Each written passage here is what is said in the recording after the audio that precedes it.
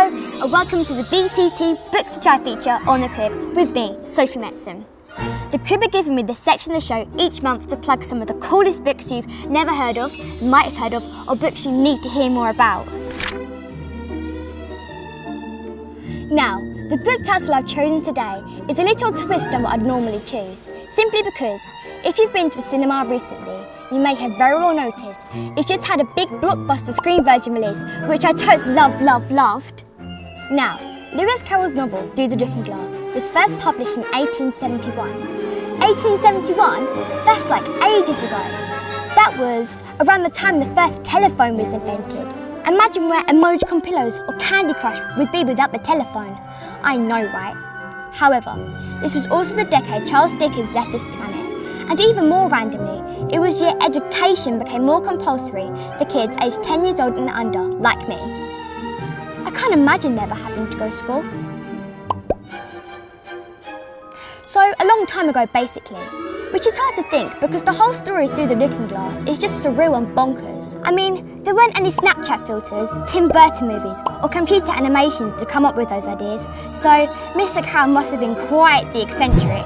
Through the Looking Glass is kind of like a sequel to Alice in Wonderland, as it follows our much-loved Alice, whom I'm a particularly big fan of, as you can see. As she goes through the looking glass to a place even more curious than Wonderland, a place where outcomes occur before events, destinations are reached by walking in the opposite directions, characters remember the future and think best while standing on their heads. Anyway, Alice finds herself caught up in the great looking glass chess game as she sets off to become a queen. Seems easy, but oh no.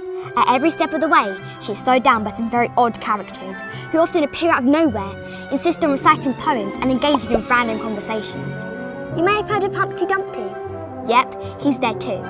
Now, if I was Alice and I was trying to get to far less interesting or important places, such as a school or shopping centre, I would not have been so polite or tolerant of crazy creatures or even humans in my way. I must say though, throughout the book you really feel for Alice because she's really sweet, and despite being like 7 or 8 years old, this dream she falls into really seems to bring out some serious anxieties about growing up and becoming a young woman, which I can relate to in many ways too. Alice is a lonely kind of girl and believes that loneliness is a part of growing up.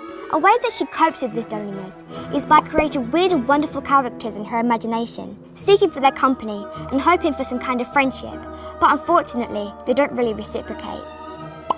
She kind of treats these characters like she treats her kittens, but of course, it isn't real, and she's ultimately faced with her own issues throughout this journey. Thinking about it all, I think it's interesting that Lewis Carroll himself suffered from physical deformities, partial deafness and a stammer, all of which made him an awkward and lonely character. Having known these things about the author, it made me really feel for him as I saw how much of him is in that character. Through the Looking Glass is a book that you can get totally lost in, literally.